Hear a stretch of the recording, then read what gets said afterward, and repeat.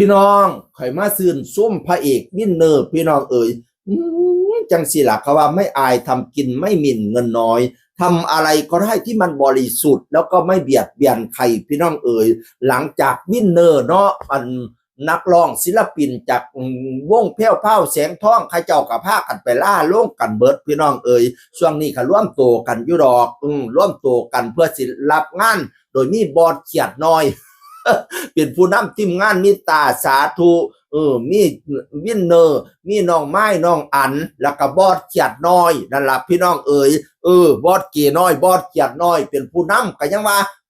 บัดนี้นี่ช่วงนี้ระหว่างที่รองานเนาะเพิ่นถึงหน้าฝนพร้อมแล้วก็บ่อยู่บ่เช่าดีไปขายบักทุเรียนก็ยังว่าป๊าดขายออนไลน์บัดนี้เนี่ยพี่น้องทุเรียนภูเขาไฟศรีสะเกษแล้วลงหอดสวนไปเบิ่งหอดสวนผุดตัวไปตรวจสอบผลผลิตบัดนี้ก็เอา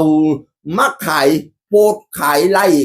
ล่สดขายพี่น้องเอ้ยโอ้ยแม่ให้ความสนใจพี่น้องโอ้ยสั่งแล้วอันออเดอร์แตกโคบเกินความคาดหมายจริงๆครับขอบคุณทุกออเดอร์นะครับกำลังแพ็คนะครับแม่ว่าซั่นแม่แล้วก็อุดหนุนหลายซี่แล้วก็หลายพ่อสมหวนสมควรแล้วเป็นคนตาหักพี่น้องเอ๋ยทุเรียนภูเขาไฟศรีสะเกษพี่เนิร์ดทำได้379กิโลกรัมขอบคุณทุกออเดอร์ที่เมตตาครับผมพะนะว่าโอ้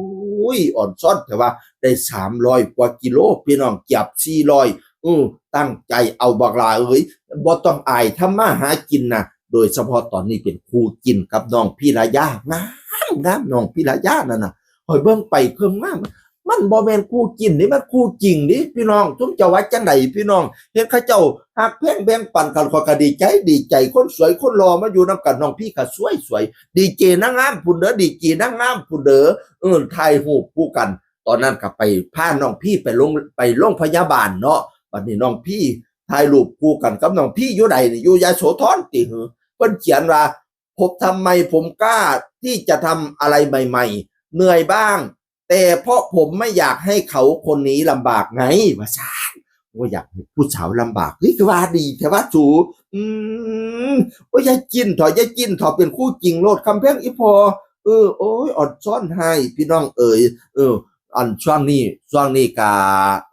มันหน้าฝนบ่ทันมีงานปานใดเที่ยรวมไปถึงเพิ่นร่วมตัวกันใหม่ๆเที่ยศิลปินลูกๆแม่แพ้วนั่นล่ะพี่น้องเอ๋ยก็มีนั่นล่ะดังที่กล่าวมานั่นล่ะสนใจก็ติดต่องานได้งานก็เริ่มจะเข้ามาอยู่ดอกแต่มันอาจสิเป็นช่วงหลังออกพรรษาเรื่องฝนเศร้าพุ่นเนาะพี่น้องเนาะช่วงนี้มีหยังเฮ็ดก็หาเฮ็ดไปโอ้ยสุดยอดเด้อน้องพี่ๆสนับสนุนสินค้า